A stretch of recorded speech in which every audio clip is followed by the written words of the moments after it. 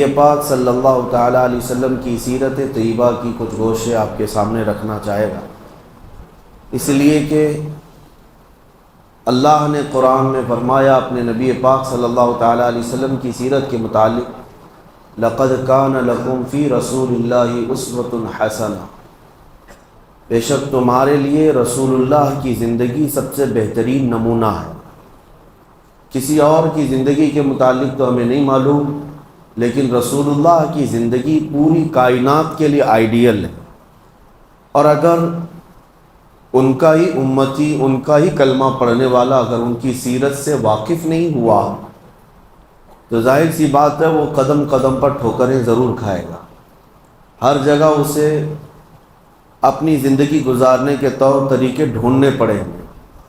لیکن کاش مسلمان کو اپنے نبی پاک صلی اللہ تعالیٰ علیہ وسلم کے زندگی پاک کے طور طریقے معلوم ہو جائیں تو گویا کہ اس کی زندگی پوری روشن ہوگی، اور اسے کہاں قدم رکھنا ہے کہاں نہیں رکھنا ہے یہ خود بخود پتہ چلے گا۔ اسی لیے دوسروں کی ہسٹری اور دوسروں کی تاریخ معلوم کرنا تو آپ کے لیے واجب نہیں، لیکن رسول اللہ کی زندگی معلوم کرنا ہر مسلمان پر ضروری ہے۔ اللہ نے قرآن میں فرمایا ہے کہ ان کی زندگی تمہارے لیے آئیڈیل ہے، تمہارے لیے نمونہ ہے، تو لہٰذا ہم تھوڑی تھوڑی سی ہی بات صحیح حضور پاک صلی اللہ تعالیٰ علیہ وسلم کی سیرت کے کچھ گوشے ملاحظہ کریں گے، لیکن سیرت مصطفیٰ صلی اللہ تعالیٰ علیہ وسلم پڑھنے کے آداب بھی ہیں، سننے کے آداب بھی ہیں۔ فرمایا گیا کہ اس کو کہانیوں کی طرح نہ بیان کیا جائے نہ کہانیوں کی طرح سنا جائے۔ حضور کی سیرت بیان کرنا بھی عبادت ہے اور سننا بھی عبادت ہے۔ جس طرح عبادات کے لیے آدمی ہمتن گوش ہو جاتا ہے اور اپنے آپ کو مؤدب بنا لیتا ہے، حضور کی سیرت کا درس ہو تو آدمی کو مکمل ہمتن گوش ہو کر اس سیرت کی طرف اپنے کان لگا دینا ہے۔ سو کر کے سننا یا بے اعتنائی میں بے توجہی میں سننا سخت ناجائز ہے۔ سیرت مصطفیٰ کی بات کر رہا ہوں۔ سب سے پہلے جو بھی کتاب آپ اٹھائیں گے حضور پاک صلی اللہ علیہ وسلم کی سیرت کی، اس میں سب سے پہلے آداب لکھے ہوں گے کہ سیرت پڑھنے والا ہمیشہ وضو کے حالت میں حضور کی سیرت پڑھا کرے۔ سننے والے کے لیے بھی ہے کہ حضور کی سیرت سن رہا ہے تو ظاہری اور باطنی پاک ہو کر کے سنے، اور اس کے علاوہ جب اسے اکتاہٹ آ رہی ہو، بے چینی گھبراہٹ ہو، تو اس وقت وہ سیرت کا باب نہ پڑھے نہ سنے۔ یعنی جیسے نیند آ رہی ہو، جمائیاں لے رہا ہو اور ایک ہاتھ سے سیرت مصطفیٰ کی کتاب پڑھ رہا ہو، یہ سخت بے ادبی قرار دی گئی۔ ایسے وقت میں نہیں بلکہ مکمل ہوش و حواس کے ساتھ اور حضوری قلب کے ساتھ، دل کی حاضری کے ساتھ سیرت مصطفیٰ کو پڑھے اور سنے، کیونکہ یہ عبادت ہے، اور اس میں غنودگی آنا، نیند کا آنا، بے توجہی ہونا، یہ نبی پاک صلی اللہ تعالیٰ علیہ وسلم کی محفل کی بے ادبی ہے۔ جب وہ بندہ ذہنی طور پر حاضر ہی نہ ہو تو وہ حضور پاک صلی اللہ علیہ وسلم کی سیرت کو کیا محسوس کر سکے گا۔ اور دوسری بات آداب میں یہ بیان کیا گیا ہے، جب رسول کریم صلی اللہ تعالیٰ علیہ وسلم کی سیرت بیان ہو یا تم کتاب میں پڑھ رہے ہو یا کہیں سن رہے ہو تو مکمل اپنے ہوش و حواس کو یوں حاضر رکھو جیسے کہ تم خود رسول اللہ کو دیکھ رہے ہو۔ نبی پاک صلی اللہ تعالیٰ علیہ وسلم کو دیکھنے کے تصور کے ساتھ پھر سیرت پڑھے۔ اسی لیے سیرت کے کئی گوشے ہیں۔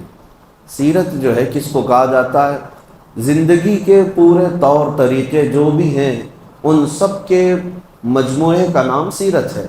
اس میں جس کی سیرت بیان کی جا رہی ہے اس کی عمر بھی ہوتی ہے، اس کی زندگی کے شب و روز بھی ہوتے ہیں، بچپن بھی ہے، جوانی بھی ہے، اور شادی کی زندگی بھی ہے، تجارت کی زندگی بھی ہے، معاملات بھی ہیں، عبادات بھی ہیں، عادات بھی ہیں، سب کل ملا کر کے جو زندگی کا نچوڑ ہوتا ہے اس کو سیرت کہا جاتا ہے۔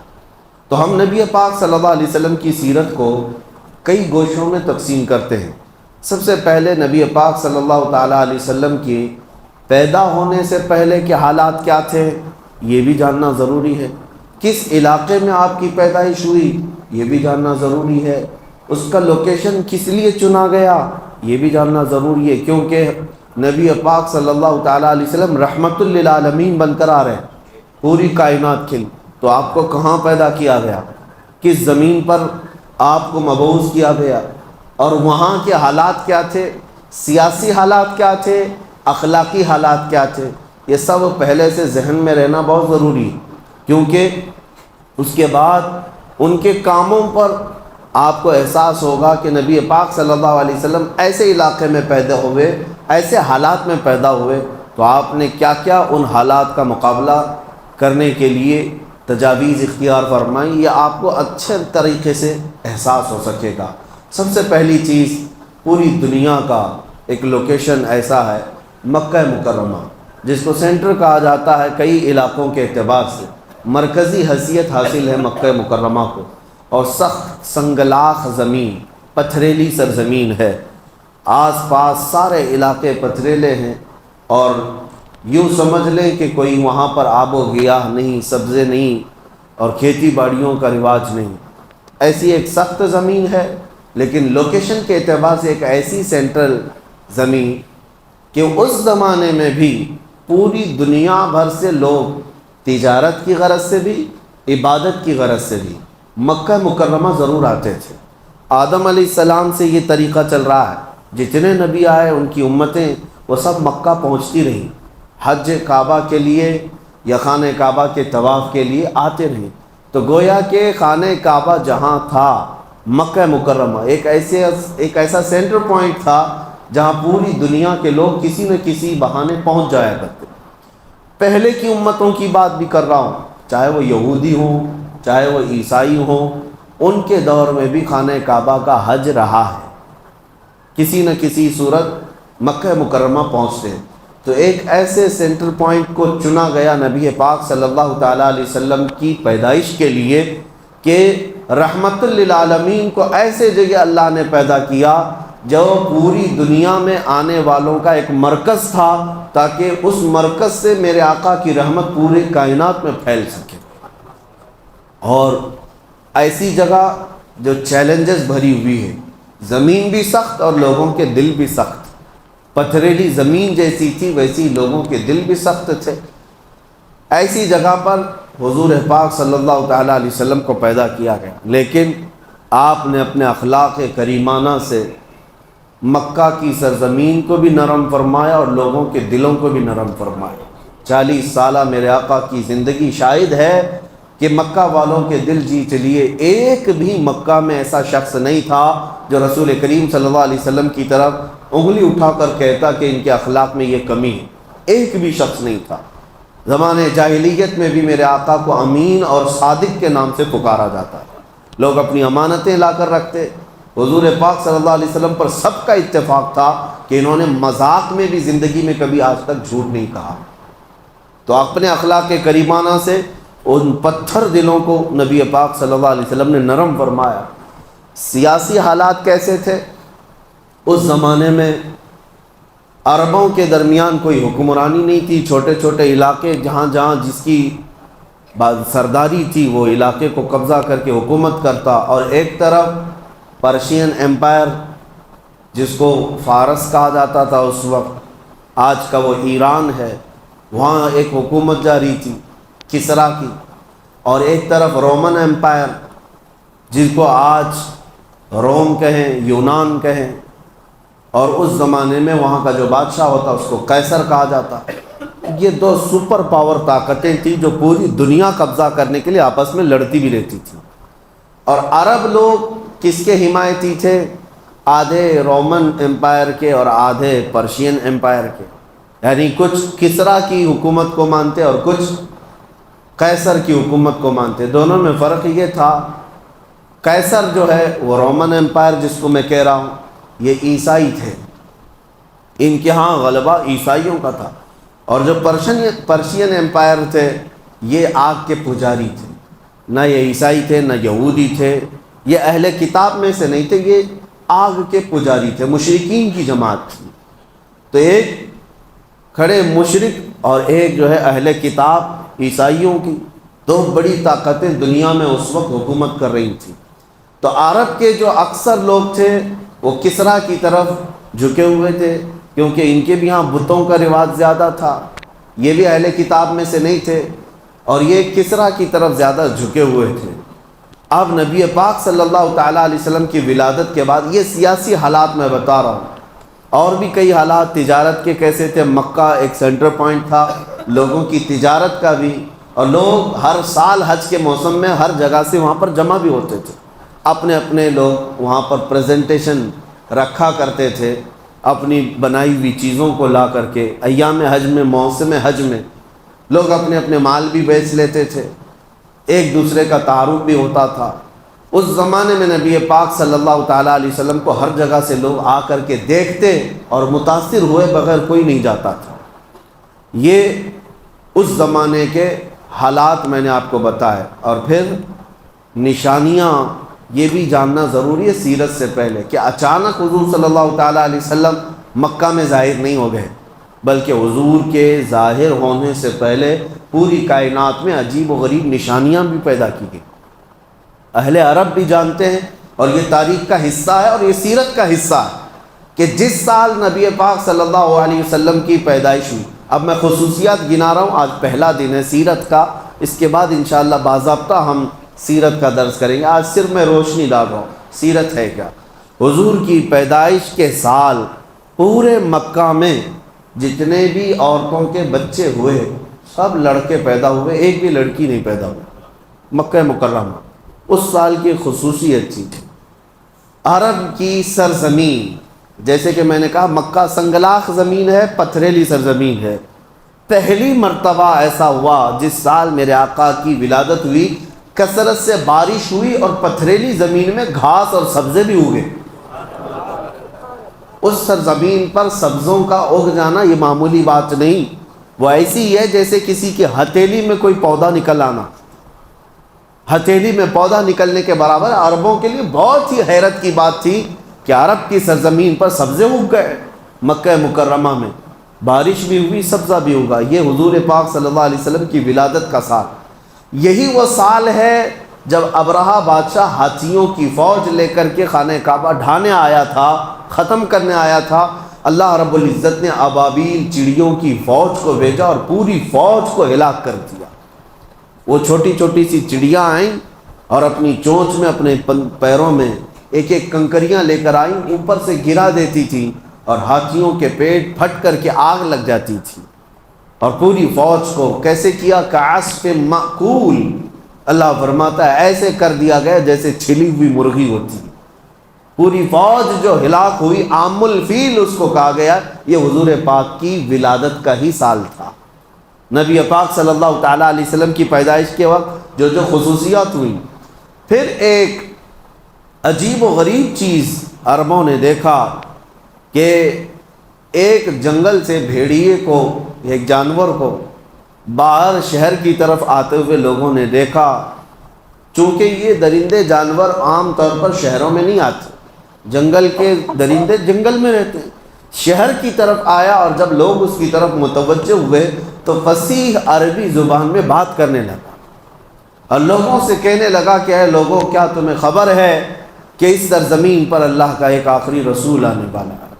یہ بشارت بھی ہوئی۔ اس کے علاوہ ان کو ارحاسات کہتے ہیں، یعنی حضور کی پیدائش سے پہلے جو عجیب و غریب معاملات ہوئے ان کو کیا کہتے ہیں؟ ارحاسات۔ حضور کی زندگی میں جو چیزیں ہوئی ہیں وہ معجزات ہیں۔ حضور نے اپنی انگلی سے چاند کے ٹکڑے کی، یہ کیا ہے؟ معجزہ ہے۔ اور حضور کی پیدائش سے پہلے جو عجیب و غریب حالات پیش آ رہے تھے ان کو ارحاس کہتے ہیں، ارحاس۔ تو اور اس کے علاوہ ایران میں، ملک فارس میں دو ندیاں ہیں، بحیرہ ساوا اور ایک سماوا۔ بحیرہ ساوا، بحیرہ چھوٹی ندی کو کہتے ہیں، یہ پوری سوکھ گئی تھی، سوکھی ہوئی ندی تھی، کئی سالوں سے اس میں کوئی پانی نہیں تھا۔ لیکن جس سال نبی پاک صلی اللہ تعالیٰ علیہ وسلم کی ولادت ہوئی، اچانک وہ ندی پورا پانی سے بھر گئی تھی۔ کہاں سے پانی آیا، کیسے بھری، کسی کو نہیں معلوم، لیکن وہ بھی ایک بہت عجیب بات تھی پوری دنیا کی۔ اور بحیرہ سماوا، ایک اور ندی جو لبالب بھری ہوتی، یہ حضور پاک صلی اللہ علیہ وسلم کی ولادت کا دن تھا، 12 ربیع الاول شریف، وہ بحیرہ سماوا اچانک ایسی سوکھ گئی کہ زمین کے بھی حصے نظر آنے لگ گئے، ایک بھی پانی کا بوند نہیں تھا، جو لبالب بھری ہوئی ندی تھی، ایک سوکھی ہے اور ایک جاری ہے۔ 1000 سال سے وہاں آگ کی پوجا کرنے والے ایرانی جو آتش پرست تھے، آگ کو کبھی بجھنے نہیں دیتے تھے، دن رات 24 گھنٹے ڈیوٹی لگی رہتی پجاریوں کی آگ کو روشن رکھنے کی۔ 1000 سال سے اس آگ کو جلائے رکھا تھا، بجھنے نہیں دیا تھا۔ یہ حضور پاک صلی اللہ علیہ وسلم کی ولادت کا دن تھا کہ اچانک آگ بجھ گئی، کسی کے کنٹرول میں نہیں تھی، اچانک آگ بجھ گئی۔ یہ بھی تاریخ کا ایک بہت عجیب و غریب واقعہ تھا۔ 1000 سال جس کی تاریخ ہے بجھنے نہیں دیا گیا، وہ اچانک کیسے بجھ گئی؟ اور اس کے علاوہ کسریٰ بادشاہ کے محل میں اچانک دراڑ پیدا ہو گئی، جو محل کبھی ہلانے سے ہل نہیں سکتا تھا، ان کا چیلنج تھا، وہ حضور کی ولادت کے دن دیوار شک ہو گئی، زلزلہ آیا۔ یہ پوری کائنات میں جو عجیب و غریب حالات پیش آئے، لوگ حیرت میں تھے کہ کچھ تو ہو رہا ہے۔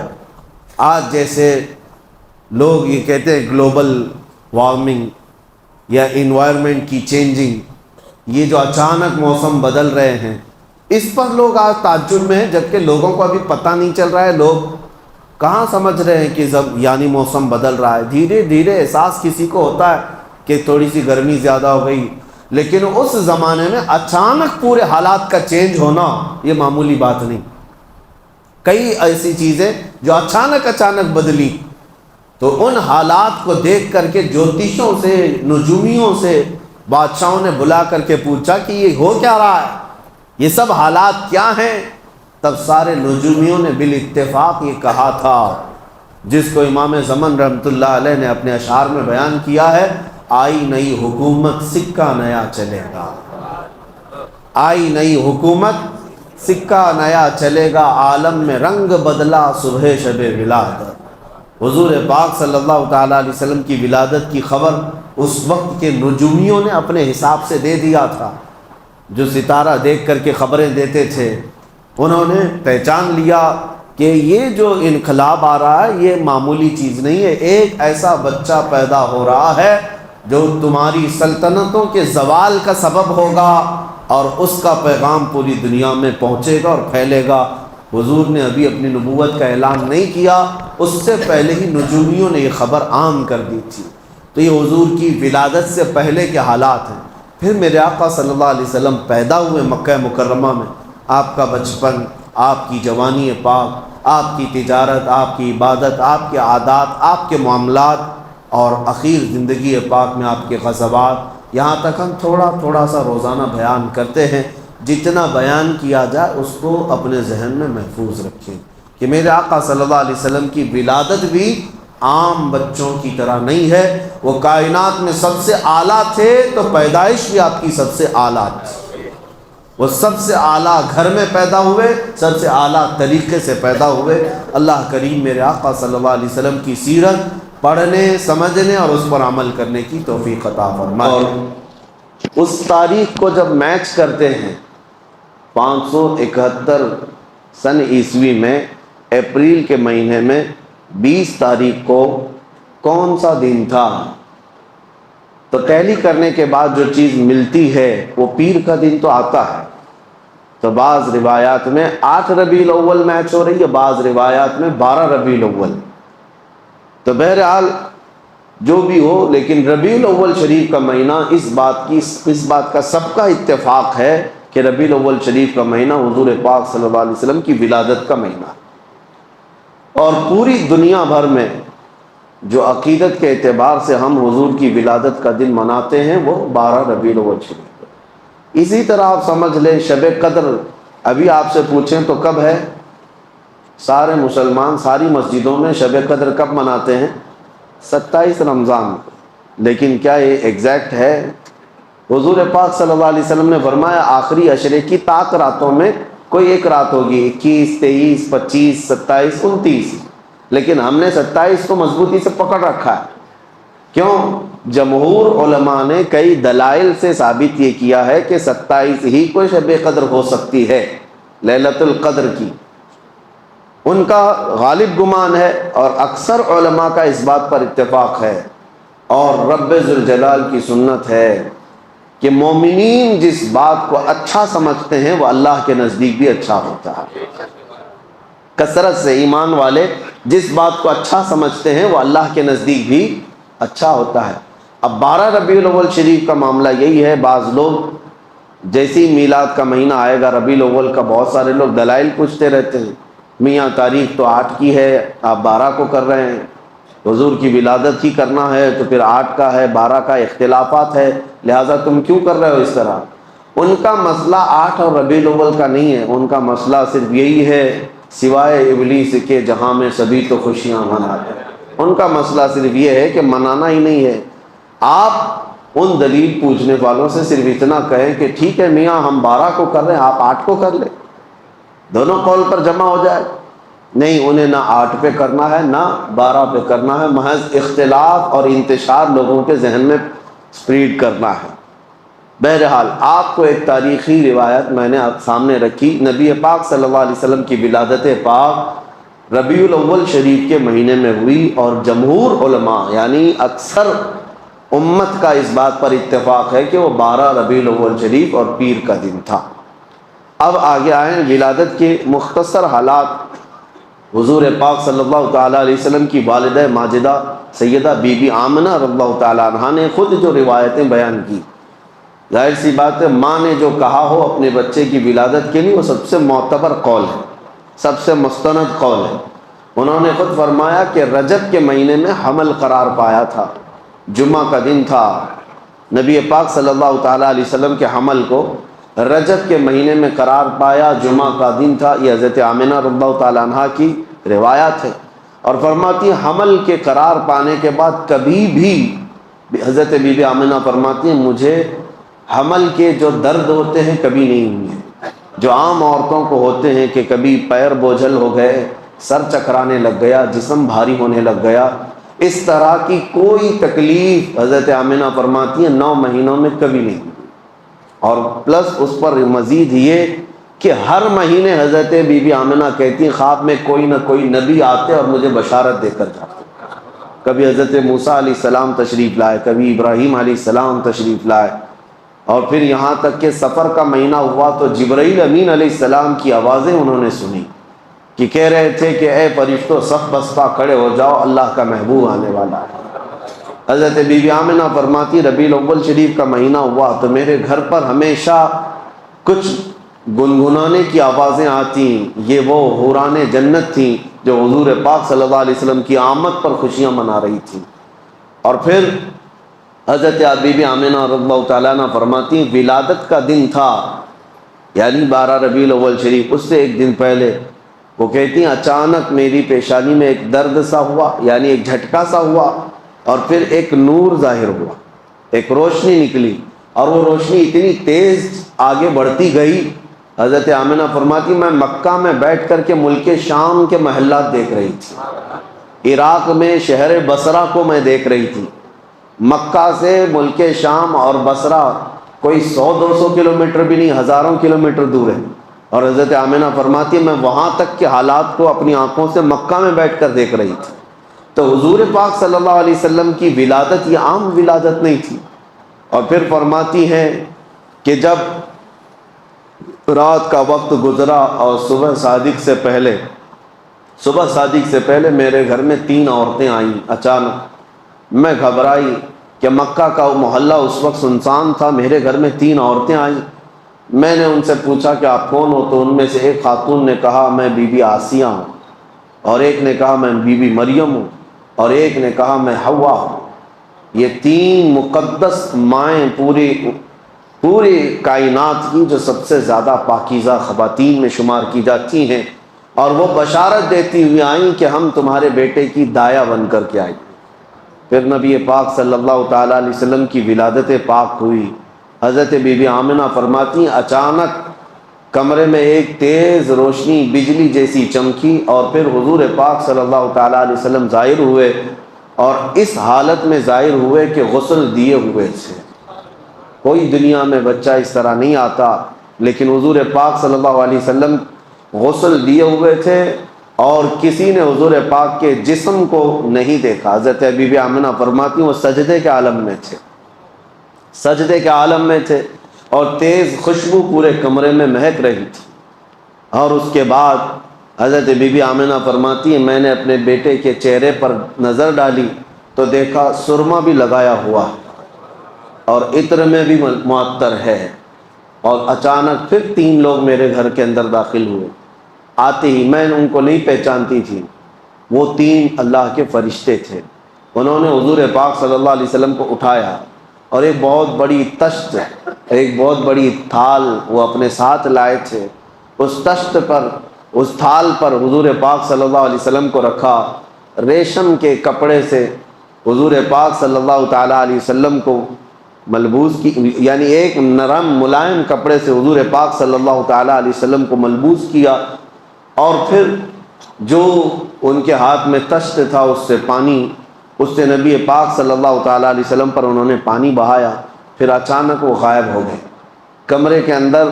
نہ حضرت بی بی آمنہ کہتی نہ میرا بیٹا ہے نہ وہ 3 لوگ ہیں۔ میں گھبرا گئی کہ اچانک یہ کیا ہو رہا ہے، اور یہ کون لوگ ہیں جو میرے بیٹے کو، میرے لال کو لے کر چلے گئے۔ تھوڑی دیر کے بعد پھر سے وہ ظاہر ہوئے اور انہوں نے کہا مبارک ہو سیدہ آمنہ، تمہاری گود میں اللہ کا محبوب آرام کر رہا ہے، اللہ کا محبوب تمہیں دیا گیا ہے۔ اور ہم اس محبوب رب کائنات کو لے کر کہاں گئے تھے؟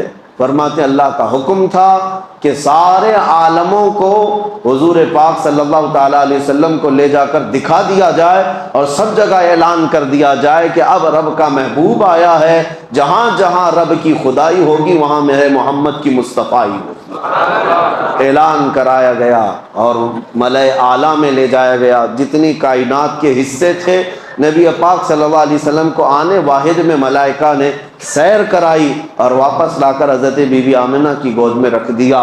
یہ تھے ولادت کے معاملات۔ ولادت عام طریقے سے نہیں ہوئی۔ میرے عزیزو، ہمارے اور تمہارے گھروں میں پیدا ہونے والے بچوں کے ہر سال ہم جنم دن منا لیتے ہیں، جبکہ ان کا کوئی بھروسہ نہیں کس طرح پیدا ہوئے اور کیا بننے والے ہیں۔ لیکن اس کائنات کے عظیم آقا محمد رسول اللہ صلی اللہ علیہ وسلم، جن کا دنیا میں آنا بھی سب سے نرالا اور جن کا پیدا ہونا بھی سب سے پاکیزہ، ان کی حیات اعلیٰ، ان کی ممات اعلیٰ، ان کی زندگی اعلیٰ، ان کی وفات بھی اعلیٰ، نبی پاک صلی اللہ تعالیٰ علیہ وسلم کا آنا سب سے انوکھا اور سب سے نرالا تھا۔ اس لیے پوری کائنات کو چاہیے کہ وہ یادیں ہمیشہ قائم رکھیں، وہ یادیں ہمیشہ قائم رکھیں۔ یہ حضور صلی اللہ علیہ وسلم کی سیرت کا باب ہے۔ بچوں کو بھی یہ ٹرانسفر کرنا ضروری ہے، یہ نقل کرنا ضروری ہے کہ حضور پاک صلی اللہ علیہ وسلم کس طرح پیدا ہوئے تھے۔ ادھر ادھر کی کہانیاں سنانے سے بہتر ہے کہ میرے مصطفیٰ کی سیرت بچوں میں منتقل کی جائے۔ نبی اللہ صلی اللہ تعالیٰ علیہ وسلم کی عمر مبارکہ کی 25 سال سے لے کر کے 40 سال تک کی جو زندگی تھی وہ خانگی معاملات میں گزری، یعنی ام المومنین خدیجۃ الکبریٰ رضی اللہ تعالیٰ عنہا سے نکاح کے بعد نبی پاک صلی اللہ تعالیٰ علیہ وسلم نے وہ بھرپور زندگی اور ایک مثالی زندگی پوری دنیا کے لیے عطا فرمائی۔ 40 سال کی عمر پاک جب ہوئی آپ کی تو آپ تنہائی پسند کرنے لگ گئے، بھیڑ بھاڑ سے اپنے آپ کو دور کر لیا اور گوشہ تنہائی میں جا کر کے زیادہ سے زیادہ عبادت کرنے کی خواہش ہونے لگی۔ اور اس غرض سے نبی پاک صلی اللہ علیہ وسلم مکہ سے تقریباً 4.5 کلومیٹر دور اس وقت خانہ کعبہ سے غار ہیرا میں جا کر کے عبادت کرتے تھے۔ ہیرا یہ جبل نور ایک پہاڑی ہے، اس پہاڑی کے اوپر ایک غار ہے، یہ تقریباً 3000 فٹ اونچا ہے۔ سب سے اوپر کی چوٹی پر جا کر نبی پاک صلی اللہ علیہ وسلم تنہائی اختیار کرتے تھے۔ یہ گوشہ نشینی تھی اور اس وقت تک ابھی کوئی وحی نہیں آئی تھی، نہ ہی کوئی آیت اتری تھی قرآن کی، لیکن اس سے پہلے ہی نبی پاک صلی اللہ علیہ وسلم 2 دن 3 دن تک اس غار میں تشریف لے جاتے تھے۔ اس وقت حضرت خدیجۃ الکبریٰ رضی اللہ تعالیٰ عنہا مکمل ساتھ رہیں، یہاں تک کہ آپ کے کھانے کا انتظام وہ خود کرتی گھر سے کھانا لے کر کے وہ خود جاتی ہیں اور پہاڑ پر کھانا دے کر کے پھر واپس آتی ہیں۔ آج ایک بار چڑھ جائے کوئی اس پہاڑ پر تو 8 دن تک پٹھے درد کرتے ہیں، اور حضرت خدیجۃ الکبریٰ رضی اللہ تعالیٰ عنہ دن میں 2 مرتبہ حضور پاک صلی اللہ علیہ وسلم کے پاس، کبھی 3 مرتبہ جاتی تھیں اور آتی تھیں خدمت مصطفیٰ میں۔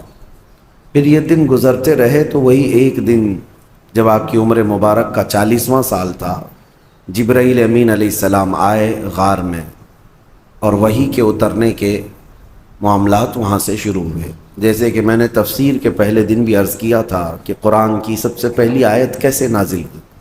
جبرائیل امین علیہ السلام آئے غار میں اور حضور اکرم صلی اللہ علیہ وسلم سے کہا اقرا، پڑھو۔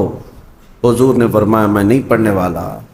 پھر جبرائیل امین نے سینے سے سینہ لگا کر بہت تیزی سے بھیج دیا، اور اس کے بعد پھر چھوڑ دیا۔ پھر کہا، 3 مرتبہ جبرائیل امین نے اس طرح سے کیا، سینے سے سینہ لگا کر کے معانقہ کرتے تھے، اور 4تھی مرتبہ میں جبرائیل امین نے کہا اقرأ بسم ربک الذی خلق، پڑھو اس رب کے نام سے جس نے پیدا کیا ہے۔ نبی پاک صلی اللہ تعالیٰ علیہ وسلم نے پھر پڑھنا شروع فرمایا، یہاں تک کہ 5 آیتیں نازل ہوئی۔ یہ آیتیں لے کر کے نبی پاک صلی اللہ علیہ وسلم اترے، اور سب سے پہلے جو خبر دی گئی وحی کے اترنے کی وہ ام المومنین خدیجۃ الکبریٰ، حضرت خدیجۃ الکبریٰ حضور صلی اللہ علیہ وسلم کو لے کر کے، ورقہ بن نوفل اس زمانے میں عیسائیوں کے ایک بہت بڑے عالم کا نام ہے۔ ورقہ بن نوفل یہ ایک عبادت گزار شخص تھے، ان کے پاس حضرت خدیجہ لے کر کے گئیں، وہ ان کے خاندانی بزرگ بھی تھے، کہ معاملات پوچھنے کے لیے کہ یہ کیا معاملات ہیں۔ ورقہ بن نوفل کے پاس جانے کے بعد انہوں نے پوچھا نبی پاک صلی اللہ علیہ وسلم سے کہ کیا معاملہ ہوا آپ کے ساتھ۔ حضور نے پورا واقعہ بتایا، غار حرا میں کیا کیا پیش آیا۔ تو ورقہ بن نوفل نے کہا محمد صلی اللہ علیہ وسلم مبارک ہو، آپ کے پاس جو فرشتہ آیا وہ عام فرشتہ نہیں، بلکہ وہ پچھلے نبیوں کے پاس اللہ کا پیغام لے کر آتا تھا، اور اگر وہ فرشتہ آپ کے سامنے آیا ہے تو اللہ نے آپ کو نبوت کے لیے چنا ہے، آپ اس کے رسول ہیں، آپ اس کے نبی ہیں۔ اور ورقہ بن نوفل ایمان لائے ہوئے لوگوں میں سے نہیں ہیں، لیکن خواہش یہ کی کاش میں اس زمانے میں جب آپ کی اعلان نبوت ہوگا اور میں تندرست ہوتا تو میں مکمل آپ کی خدمت میں حاضر رہتا، اس لیے کہ عنقریب وہ دن آئیں گے جب آپ کو آپ کے خاندان والے اور آپ کے شہر والے اتنا سخت ظلم کریں گے کہ آپ کو اپنا وطن چھوڑنا ہوگا۔ یہ پہلے ہی کہہ دیا گیا تھا۔ تو نبی پاک صلی اللہ تعالیٰ علیہ وسلم وہاں سے آئے۔ اب وحی کے اترنے کے سلسلے کو تھوڑے دنوں تک کے لیے اللہ نے موقوف رکھا، وحی نہیں آئی دوسری، لیکن رسول پاک صلی اللہ علیہ وسلم کو مکمل اس بات کی تمنا رہتی، اس وحی کے انتظار میں حضور صلی اللہ علیہ وسلم سرگرداں رہتے، کیونکہ ایک بار جو پیغام محبت آیا ہے اس پیغام محبت کو دوبارہ سننے کا شوق۔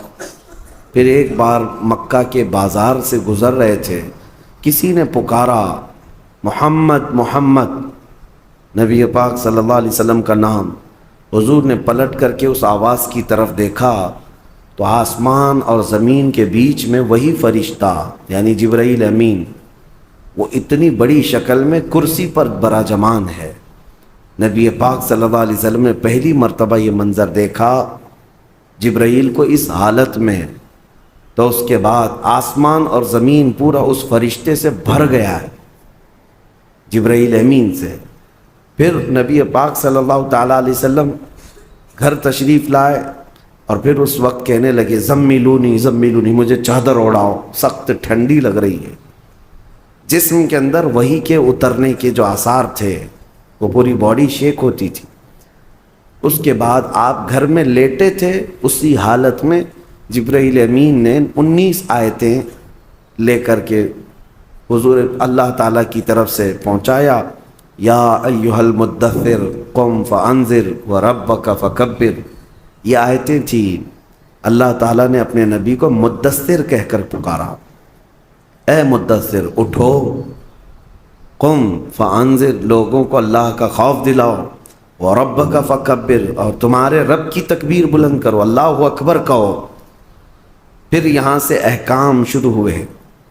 اب نبی پاک صلی اللہ تعالیٰ علیہ وسلم کو باضابطہ حکم ہوا کہ آپ اپنی قوم کے سامنے اعلان فرمائیں، اور اس سے پہلے اللہ تعالیٰ نے ایک حکم یہ فرمایا وَأَنذِرْ عَشِيرَتَكَ الْأَقْرَبِينَ، آپ پہلے اپنے رشتہ داروں کو اللہ کا خوف دلاؤ۔ سب سے پہلے جو شروعات ہوئی وہ یہاں سے۔ حضور اکرم صلی اللہ تعالیٰ علیہ وسلم نے سب سے پہلے اپنے گھر والوں میں اپنے سارے چچاؤں کو، اپنی پھوپھیوں کو، اپنے رشتہ داروں کو جمع کیا، اور جمع کر کے ان کے سامنے دعوت اسلام پیش کی۔ سب سے پہلا مرحلہ یہی تھا دعوت کا، اپنے گھر سے شروع کیا، اور ان کے سامنے اس دعوت کو رکھا۔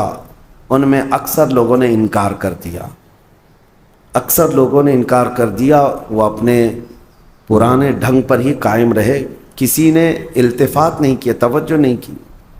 پھر یہاں تک کہ نبی پاک صلی اللہ علیہ وسلم کی جو امیج تھی پورے مکہ میں ویسی تھی کہ حضور کی بات پر لوگ آنکھ بند کر یقین کرتے تھے، بڑی بڑی امانتیں رکھتے تھے۔ تو ایک دن حضور صلی اللہ علیہ وسلم نے جبل ابو قبیس، وہاں پر مکہ میں ایک پہاڑی ہے یا اس کے قریب ایک پہاڑی، اس پہاڑی کے پاس سارے مکہ والوں کو بلایا کہ سب کے سب آ جاؤ، اور حضور کی آواز پر پورا مکہ جمع ہو گیا۔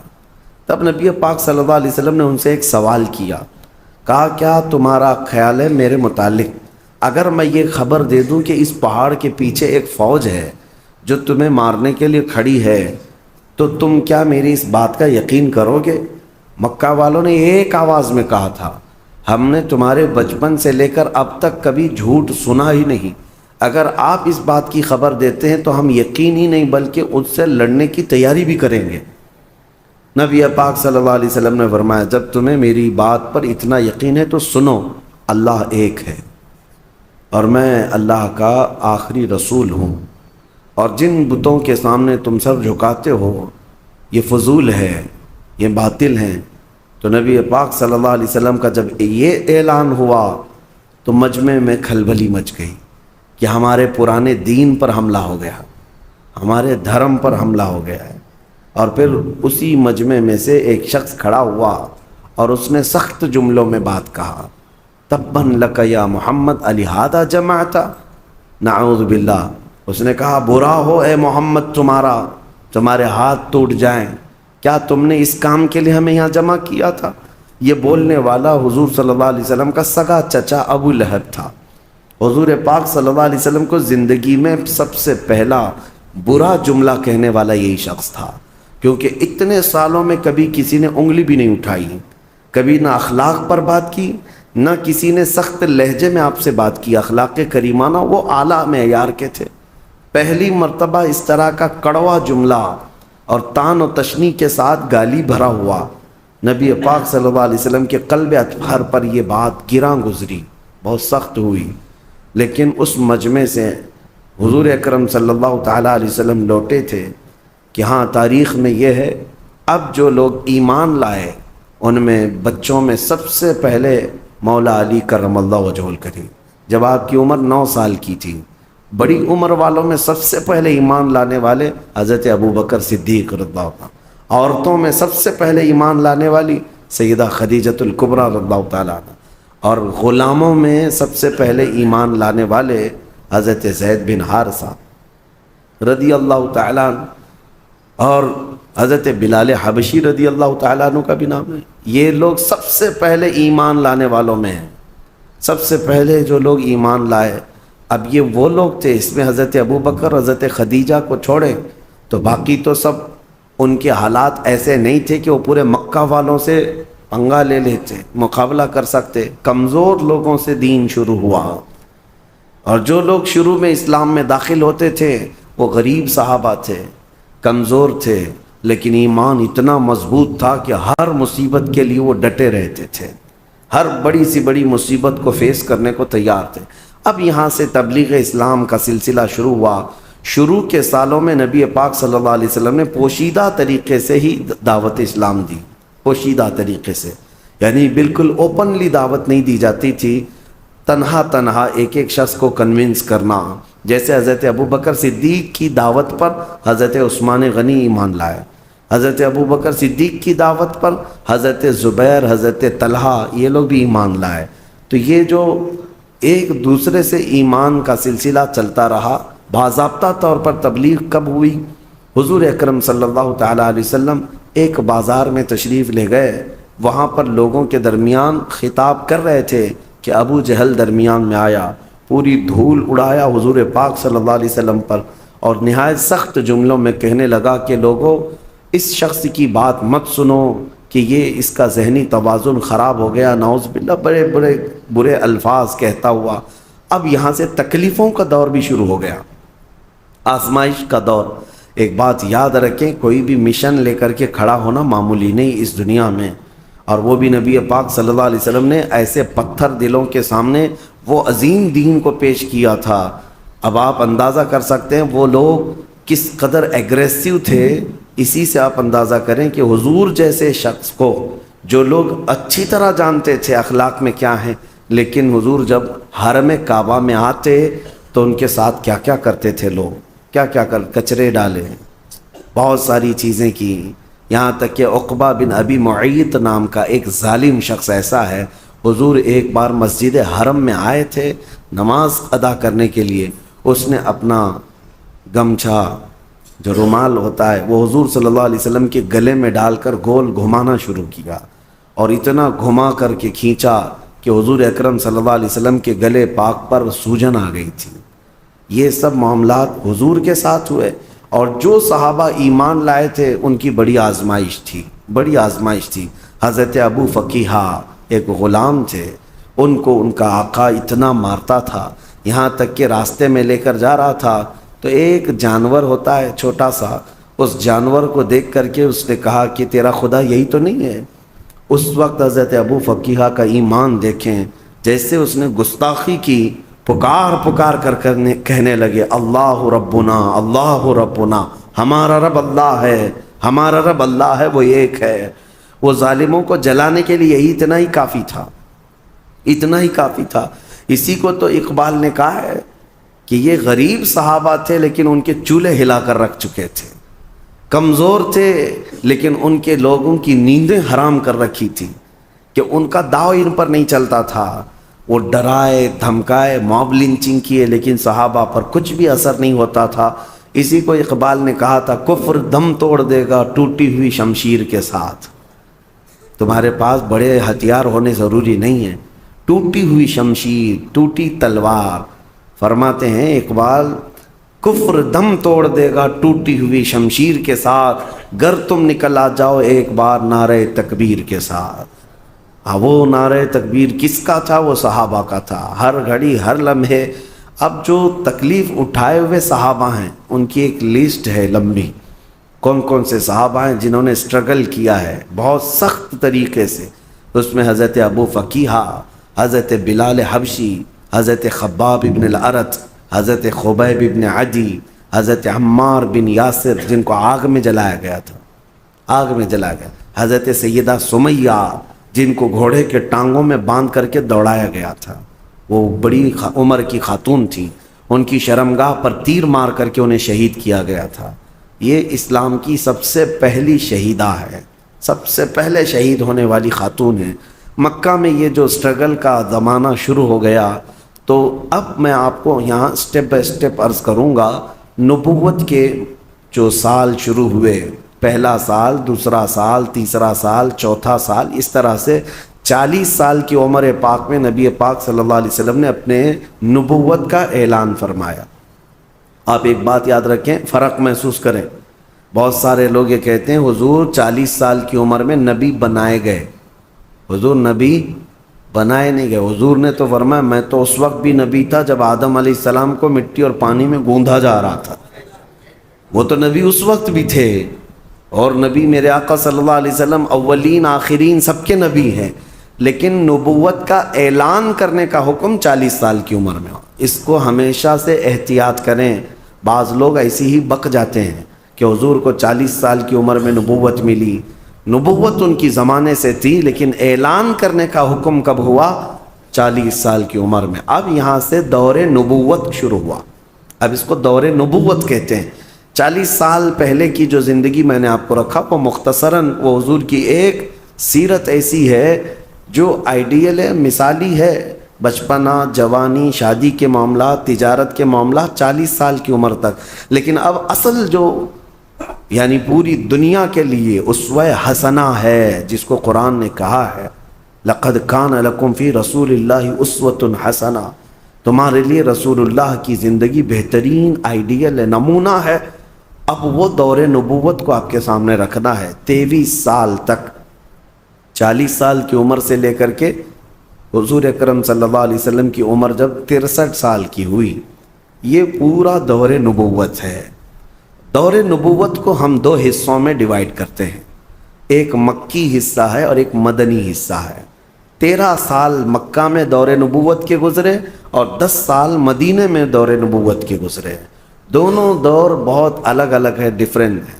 مجھے آپ کو اسٹیپ بائی اسٹیپ عرض کرنا ہے 13 سال مکہ میں کس طرح گزرے، پہلا سال کیا تھا، دوسرے سال کون سے واقعات پیش آئے، تیسرے سال کون سے واقعات پیش آئے۔ ہر ایک سال کی کچھ خصوصیات ہیں، وہ انشاءاللہ العزیز آپ کو سلسلہ بسلسلہ عرض کیے جائیں گے۔ مکہ کا دور مکمل اسٹرگل کا دور ہے، یہاں کوئی جہاد کی آیت نہیں اتری تھی۔ 13 سال صبر کیا گیا، ہر چیز کو سہا گیا ہے۔ لیکن جب ہجرت ہوئی، مدینے میں جانے کے بعد اسلامک حکومت اسٹیبلش ہوئی، اسٹیٹ آف اسلام جس کو کہیں آپ، یعنی سب سے پہلی چیز جو نبی پاک صلی اللہ علیہ وسلم نے قانون، پارلیمنٹ، ایک نظام جو قائم کیا وہ مدینہ طیبہ۔ مدینہ کی بھی 10 سال، پہلا مدنی سال، دوسرا مدنی سال، تیسرا مدنی سال، ہر ایک کی خصوصیات ہیں اور ان میں جنگیں بھی ہوئی ہیں۔ ہم اس کو تقسیم کر کے اب اصل سیرت کو یہاں سے آپ کے سامنے رکھتے ہیں۔ روزانہ میں انشاءاللہ العزیز سلسلہ بسلسلہ آپ کے سامنے رکھنے کی کوشش کرتا ہوں۔ اللہ کریم میرے آقا صلی اللہ تعالیٰ علیہ وسلم کی سیرت طیبہ پر ہمیں عمل کی توفیق عطا فرمائے۔ مولا سیرت مصطفیٰ صلی اللہ تعالیٰ علیہ وسلم میں نبوت کا دوسرا سال تھا، یعنی نبی کریم صلی اللہ علیہ وسلم کے اعلان نبوت کے بعد یہ دوسرا سال تھا۔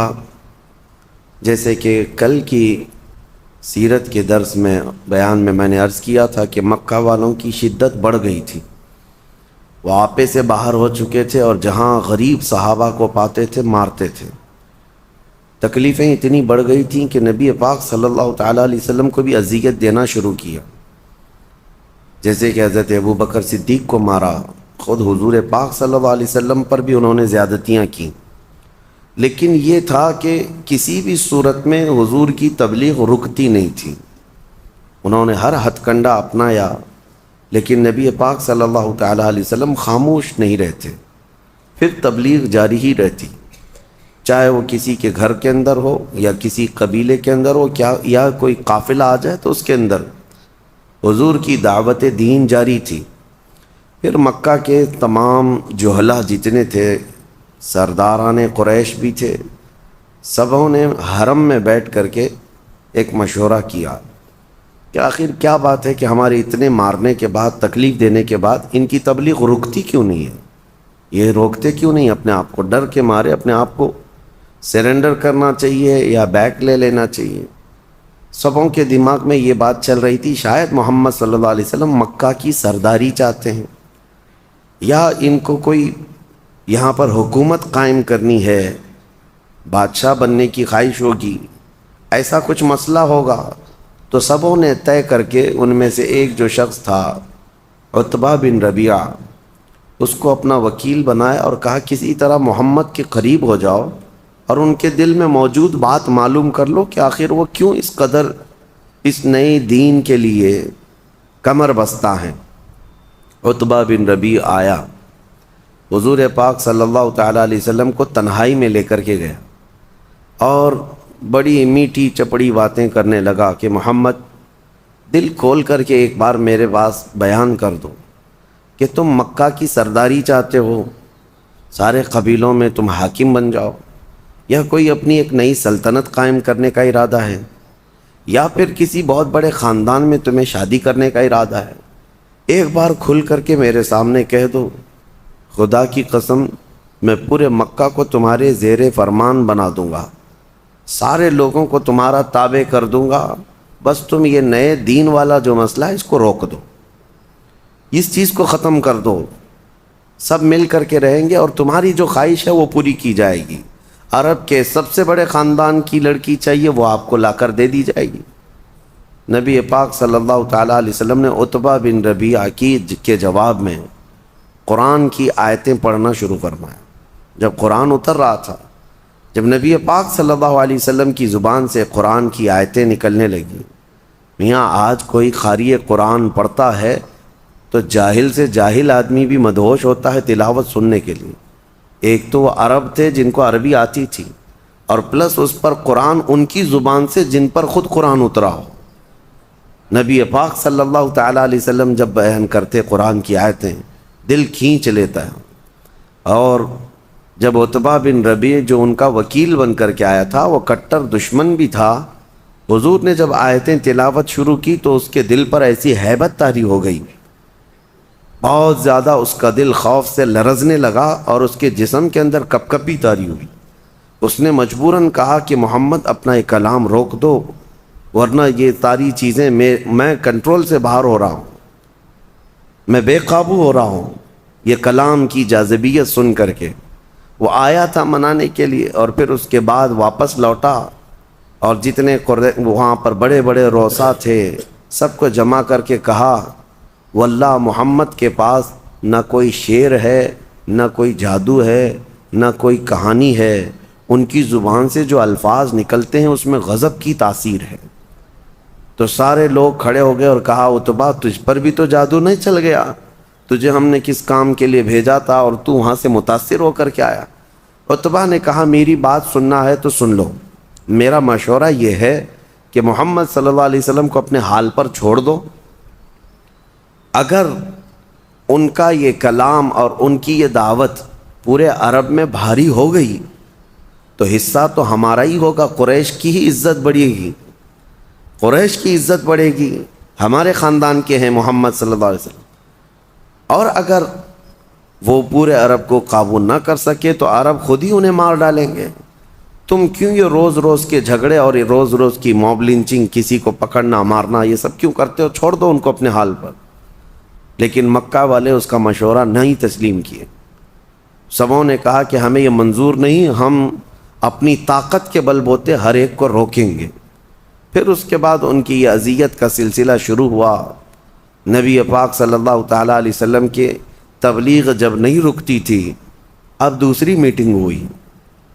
یہ فرسٹ میٹنگ تھی، دوسری میٹنگ ہوئی جو شرفائے قریش تھے، یعنی جو شریف لوگ مانے جاتے تھے اس وقت کے بڑے بڑے سردار اور رئیس، وہ سب آئے حرم میں بیٹھے اور انہوں نے مشورہ کیا، کہا کہ دیکھو ہمارے شہر میں ایک بہت سخت گہما گہمی چل رہی ہے، ایک کام کرتے ہیں، ہمارے اور محمد کے بیچ میں اگر ابھی کوئی باقی ہے تو وہ ابو طالب ہے، اور ابو طالب کی بڑی عزت تھی کیونکہ وہ حضرت عبد المطلب کے بیٹے ہیں جو خانہ کعبہ کے متولی تھے۔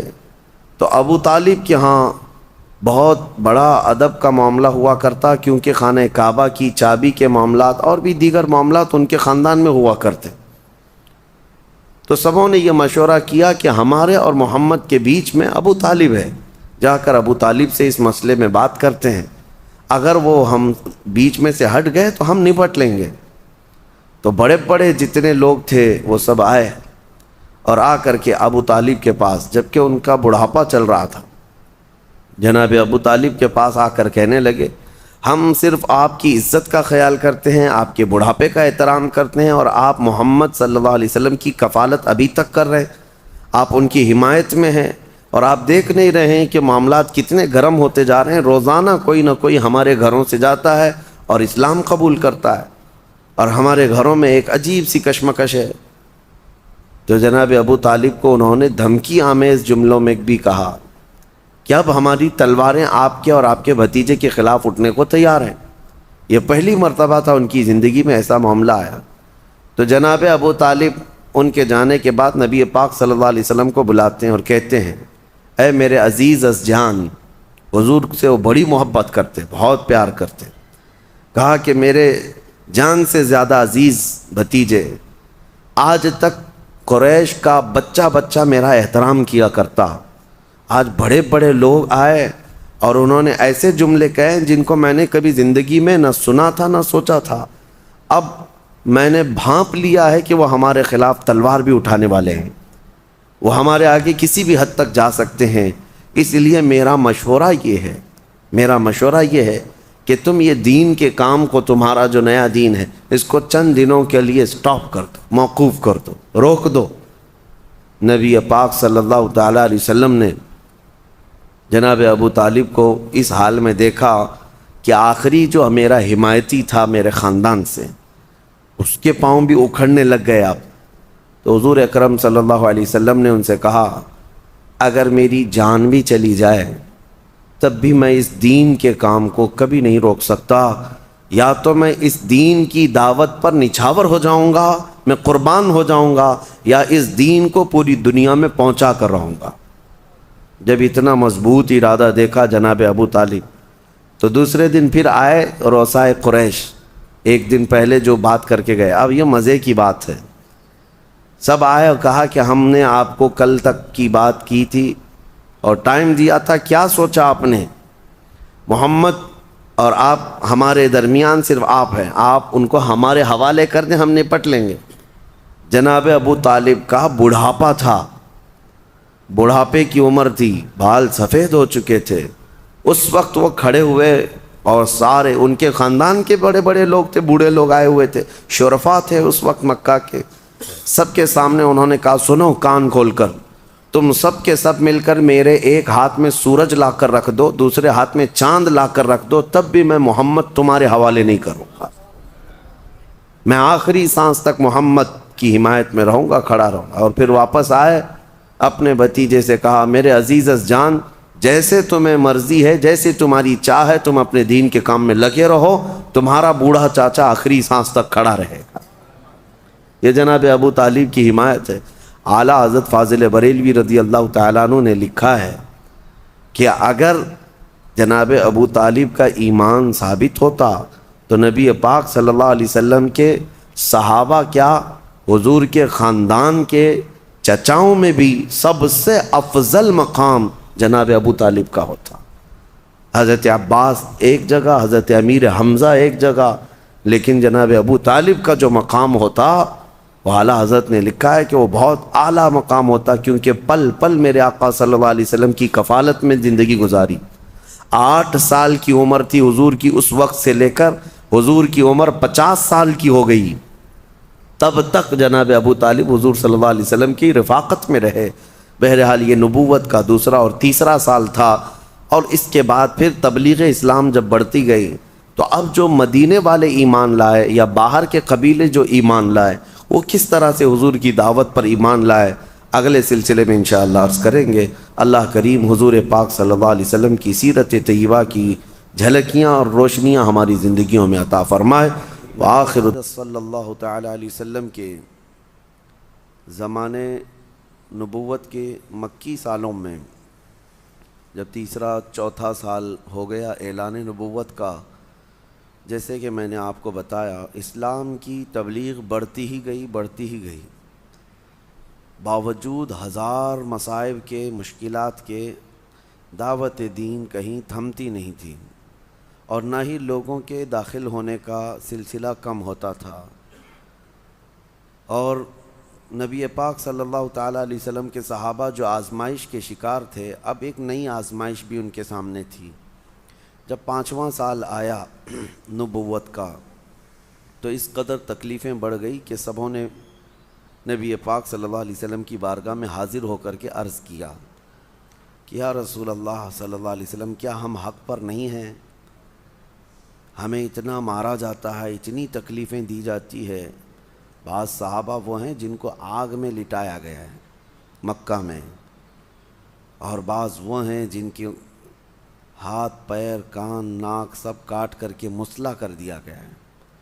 یہ سخت ترین اذیتوں سے گزارا گیا ہے۔ تو صحابہ نے جب یہ سوال کیا، نبی رحمت صلی اللہ تعالیٰ علیہ وسلم نے ارشاد فرمایا، کیوں ہم حق پر نہیں ہیں؟ صحابہ نے کہا کہ پھر ہمیں زنجیروں میں باندھا جاتا ہے، تکلیفیں دی جاتی ہیں۔ نبی پاک صلی اللہ علیہ وسلم نے فرمایا تم سے بڑھ کر کے تکلیفیں اللہ کے نبیوں کو آئی۔ جو نبی بن کر کے دنیا میں آئے ان میں سے کتنے انبیاء ایسے ہیں جن کو یہودیوں نے قتل کیا۔ حضرت زکریا علیہ السلام کے متعلق فرمایا کہ انہیں آری سے کاٹ دیا گیا تھا، بیچ سے لے کر کے نیچے تک 2 ٹکڑوں میں تبدیل کر دیا گیا۔ حضرت یحییٰ علیہ السلام کو ذبح کر کے ان کا سر الگ کر دیا گیا تھا۔ تقریباً 10,000 نبیوں کو ان یہودیوں نے قتل کیا۔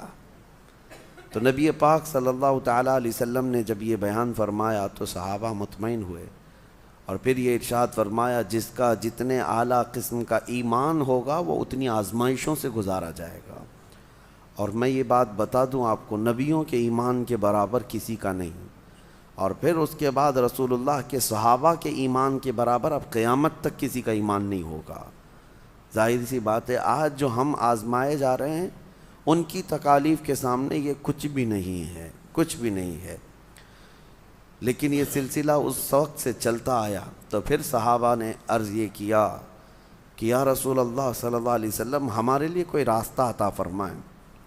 تب حضور اکرم صلی اللہ علیہ وسلم نے سب سے فرمایا کہ تم ہجرت کر جاؤ۔ ہجرت 2 ہوئی ہیں، ایک پہلی ہجرت ہے یہ، یعنی نبوت کے 5ویں سال ہی حضور پاک صلی اللہ علیہ وسلم نے جو ہجرت فرمائی وہ نبوت کا 13واں سال تھا۔ یہ نبوت کے 5ویں سال ہی ہجرت ہوئی، لیکن یہ ہجرت مدینے کی نہیں تھی، یہ ہجرت حبشہ کی تھی، جس کو آج ایتھوپیا کہا جاتا ہے، افریقہ کا ایک ملک ہے۔ وہاں ایک رحم دل بادشاہ تھا جس کو نجاشی کہا جاتا تھا۔ وہ عیسائی تھا لیکن نرم دل تھا، عبادت گزار بھی تھا، اللہ اور آخرت پر یقین رکھنے والا، لیکن مذہباً عیسائی تھا۔ تو صحابہ اکرام کو حضور صلی اللہ تعالیٰ علیہ وسلم نے ارشاد فرمایا کہ تم سب یہاں سے ہجرت کر کے حبشہ چلے جاؤ، حبشہ کا جو والی ہے، جو بادشاہ ہے، وہ نرم دل ہے، وہ تمہیں پناہ دے گا۔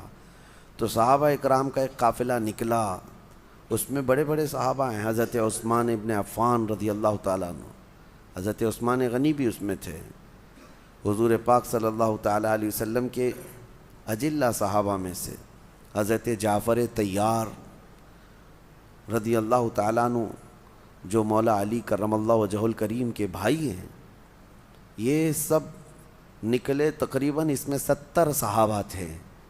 یہ پہلی ہجرت ہوئی، یہ سب مکہ چھوڑ کر کے نکل گئے۔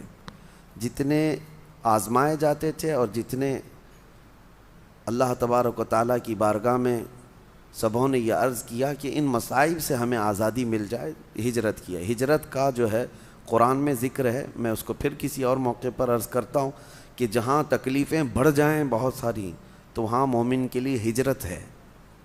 خیر، جب وہ حبشہ پہنچے تو نجاشی کے ہاں وہ رہنے لگے، امن مل گیا۔ نجاشی نے کہا کہ اگر تم ستائے ہوئے ہو اپنے شہر کے تو میرے شہر میں، میرے ملک میں سکون و اطمینان کے ساتھ رہ سکتے ہو۔ سب رہنے لگے، لیکن مکہ والوں کو اس پر بھی سکون کہاں تھا۔ تو مکہ کے جو اثردار لوگ تھے انہوں نے دیکھا، کہا کہ یہ ادھر جا رہے ہیں، وہاں جانے کے بعد پھر وہاں بھی یہ اسلام پھیلا دیں گے، لہٰذا نجاشی کو جا کر کے ہمارا ایک قافلہ ان کی تمام برائیاں بیان کریں گے۔ اور نجاشی چونکہ مکہ والوں سے پہلے سے اچھے تعلقات میں تھا، تجارتی تعلقات بھی ادھر سے ادھر سے اچھے تھے، تو مکہ والوں نے ایک قافلہ پھر سے بھیجا جس کی سرداری ابو سفیان کر رہے تھے۔ ابو سفیان ایک قافلہ لے کر کے وہ بھی وہاں حبشہ پہنچ گئے، اور چونکہ پیسے والے تھے، اثر والے تھے، نجاشی کے پاس جا کر کے ایک ریکویسٹ ڈالی کہ ہم ملاقات کرنے کے لیے آئیں۔ نجاشی نے حاضر ہونے کے لیے کہا۔ جب حاضر ہوئے تو پوچھا کیا مسئلہ ہے، تو ابو سفیان نے کہنا شروع کیا کہ ہمارے مکہ میں ایک فتنہ پیدا ہو چکا ہے، لوگ اپنے پرانے دین سے نکل چکے، جس کی وجہ سے مکہ کے گھر گھر میں آج لڑائیاں ہیں، اور وہ سبب ہے، انہوں نے کہا، محمد صلی اللہ تعالیٰ علیہ وسلم کی وجہ سے، اور ہمارے شہر سے کچھ لوگ بھاگ کر کے آپ کے وطن میں آئے ہیں پناہ لینے کے لیے۔ اور آپ نے ان کو پناہ دے دیا ہے، وہ ہمارے دین سے نکلے ہوئے ہیں. جیسے آج کہتے ہیں نا دیش دروہی، دھرم ویرودھی، یہ تمام الفاظ اس وقت بھی تھے. یہ ہمارے ویرودھی لوگ ہیں، وطن چھوڑے ہوئے لوگ ہیں، لہذا ان کو آپ اپنے وطن میں رہنے کی کوئی اجازت نہ دیجیے. نجاشی انصاف پسند تھا، ابو سفیان سے بہت اچھے گہرے تعلقات تھے. کہا اچھی بات ہے، لیکن وہ لوگ آئے ہیں تو میں ان سے مل لیتا ہوں. تو پھر جو مسلمان صحابہ وہاں پر تھے، نجاشی نے ان کو اپنے دربار میں طلب کیا کہ جو نئے یہاں پر رہنے کے لیے آئے ہیں وہ ہمارے پاس آئیں. صحابہ آگے آئے ہیں. پھر ان میں سے ایک صحابی کو اپنا وکیل بنا کر کے سبوں نے آگے بڑھا دیا. وہ حضرت جعفر طیار تھے، مولا علی کرم اللہ وجہہ الکریم کے سگے بھائی ہیں. وہ دربار میں بات کرنے کے لیے آئے ہیں. نجاشی نے پوچھا کہ تمہارا دین کیا ہے، تمہارا دین کیا ہے اور یہ مکہ کے حالات کیا ہیں. ابو سفیان وہیں دربار میں ہے اور نجاشی کا بہت قریبی اثر انداز بھی ہے، نجاشی کے اوپر اثر ڈالنے والی شخصیت بھی ہے، لیکن اس کے باوجود حضرت جعفر طیار نے کچھ نہیں دیکھا. جب نجاشی نے پوچھا کہ تمہارا دین کیا ہے اور یہ محمد کون ہے اور کیا معاملہ ہے مکہ میں، تو ایک جملے میں انہوں نے پورا سٹیٹمنٹ دے دیا. حضرت جعفر طیار نے کہا ہمارے پاس وہ رسول آیا ہے جو ہمیں مخلوق کی عبادت سے نکال کر خالق کی عبادت پہ لگاتا ہے. بس اب تک ہم پیدا کی ہوئی چیزوں کی عبادت کر رہے تھے، کوئی پتھر کی، کوئی درخت کی، کوئی ہوا کی، یہ سب مخلوق ہیں. حضرت جعفر طیار نے کہا یہ مخلوق کی عبادت سے وہ ہم کو نکال کر خالق کی عبادت پہ لگا دیا. یہی وہ دین ہے اور یہی وہ رسول ہے. اب نجاشی چونکہ اہل کتاب میں سے ہے، وہ خود عیسائی تھا اور وہ بھی بت پرست نہیں ہے جیسے کہ دوسرے اس وقت تھے مکہ والے. تو نجاشی نے کہا تو پھر میرے کچھ سوالات ہیں، اس کے جوابات دو. نجاشی نے تقریباً 17 سوالات کیے تھے. چونکہ وہ پڑھا ہوا تھا مقدس کتابوں میں، اس نے پوچھنا شروع کیا محمد صلی اللہ علیہ وسلم کے بارے میں. پہلے یہ بتاؤ کیا وہ کسی بادشاہ کے بیٹے ہیں یا بادشاہت یعنی ان کے باپ داداؤں میں ہے؟ تو حضرت جعفر طیار نے کہا نہ ان کے باپ بادشاہ تھے، نہ وہ ان کے دادا بادشاہ تھے، وہ بادشاہ کی اولاد میں سے نہیں. پھر نجاشی نے پوچھا ان کے ماننے والے جو ایمان لاتے ہیں وہ بڑے بڑے پیسے والے لوگ ہیں یا غریب لوگ ہیں؟ تو حضرت جعفر طیار نے کہا نہیں، جتنے ایمان لاتے ہیں اکثر اس میں غریب لوگ ہیں، غریب لوگ آتے ہیں. پھر نجاشی نے اخلاق کے بارے میں پوچھا کہ ان کے اخلاق کیا ہیں. تو حضرت جعفر طیار نے کہا یہ بات ابو سفیان سے پوچھ لو، جو مقدمہ لے کر کے آئے ہمارے خلاف، اخلاق کے بارے میں وہ بھی بیان کریں گے. ابو سفیان دربار میں ہے. نجاشی نے پوچھا یہ جو کہہ رہے ہیں صحیح ہے یا نہیں؟